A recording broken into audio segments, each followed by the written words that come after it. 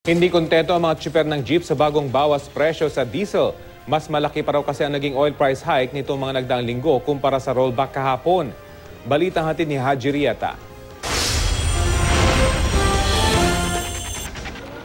Hindi raw kontento ang jeepney driver na si Joey De La Peña sa bawas presyo sa produktong petrolyo na ipinatupad ng ilang oil company kahapon. Kakarampot daw kasi ito kumpara sa sunod-sunod na oil price hike nitong mga nakaraang linggo. Anong problema kung talagang mababa ang crude, okay lang. Kasi baba yung pamasahe. Ang lang naman kasi, ang bilis magtaas. Yun ang di nila kayang pigilan. Pag nagtaas sila, sige lang sila, ganun.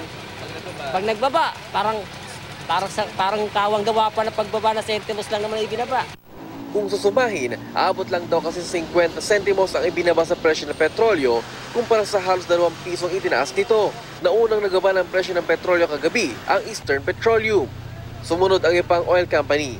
Pero sabi ni Jun Soriano na kumikita ng hanggang 800 pesos sa magdamag na pamamasada, bagamat bumaba ang presyo ng petrolyo, di naman daw bumaba ang presyo na ilang piyesa para sa pagpapagawa ng kanilang ibinapasadang jeep. Kulang pa rin kasi yung itinaas nila lon halos kulang-kulang 2 pesos yata. Tapos ngayon ang ibinaba nila is bali 1 peso pa lang. Yung una 50 plus 50 ngayon, kulang pa rin. Hindi pa rin sasapat sa dahil kasi sa pyesa nga, pagka nasira yung jeep, problema namin yung pambili ng materyales, mahal.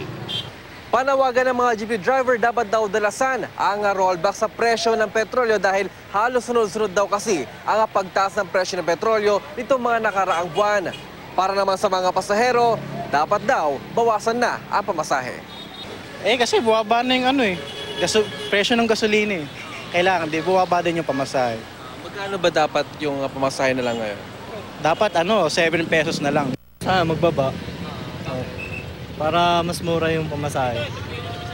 Malaking tulong kapag nakababa ng pamasahe. Mas malaking tulong po. Haji Rieta, GMA News.